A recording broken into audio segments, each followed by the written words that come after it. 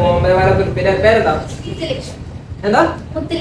മുത്തുലക്ഷ്മി. പുതിയൊരു product try ചെയ്യാൻ വേണ്ടിയിട്ടാണ് ഇന്ന് നമ്മൾ ട്രൈ ചെയ്യാൻ പോകുന്നത്. 2 പ്രൊഡക്റ്റ്. എന്താണ്? ഈ കണ്ടുകൊണ്ടിരിക്കുന്ന പ്രൊഡക്റ്റ് ആട്ടോ മലൈ ബൺ, അതുപോലെ തന്നെ ചോക്ലേറ്റ്, ഹോട്ട് ചോക്ലേറ്റിൻ്റെ ബണ്ണും ഉണ്ട്. രണ്ടും ഒന്നിനൊന്ന് ടേസ്റ്റിയാണ്.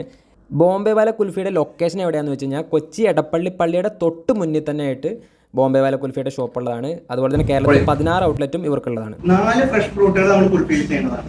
4 ഫ്രഷ് ഫ്രൂട്ടുകളാണ്. ചിലർ പറയും കളറാണ്, എസൻസ് ആണ്, അങ്ങനത്തെ ഒരു സംഭവമല്ല. ഓവർ പ്രിസർവേറ്റീവ്സ് ഇല്ല, ഹാർംഫുൾ ആയ ശരീരത്തിന് ഭയങ്കര ഹാനികരമായ സാധനങ്ങൾ പലയിട്ടുണ്ട്.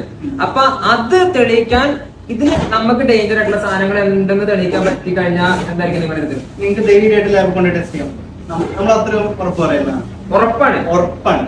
കാരണം ഇതില് മിൽക്ക്, കാഡമൻ, ഷുഗർ പിന്നെ കുറച്ച് സാധനം എല്ലാവർക്കും അറിയാം. അല്ലാണ്ട് വേറെ ഒരു ഞാനിവിടെ ബോംബെ വാലയുടെ ടീംസിനെ തന്നെ നിർത്തിയിട്ടാണ് നമ്മളിത് പറയണത്. ഞാനിത് 100% പറയുന്നത് നോ പേയ്ഡ് വർക്കാണ്. അപ്പൊ ഇത്രയാണ് നമുക്ക് ഇതിന്റെ ട്രസ്റ്റിന്റെ കാര്യത്തിൽ പറയാനുള്ളത് അല്ലെ?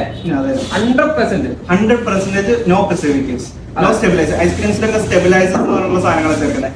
പുറമേ ഉള്ള ഒരു ജെലൈറ്റി എന്ന് പറഞ്ഞുള്ള സാധനങ്ങളൊക്കെയാണ് യൂസ് ചെയ്യുന്നത് നമ്മുടെ ഐസ്ക്രീമിന്റെ ടെക്സ്ചർ കിട്ടാൻ വേണ്ടിയിട്ടൊക്കെ. നമ്മള് അമൂലിലേക്ക് ആണെങ്കിൽ കുൽഫിയിൽ ഉണ്ടാവും.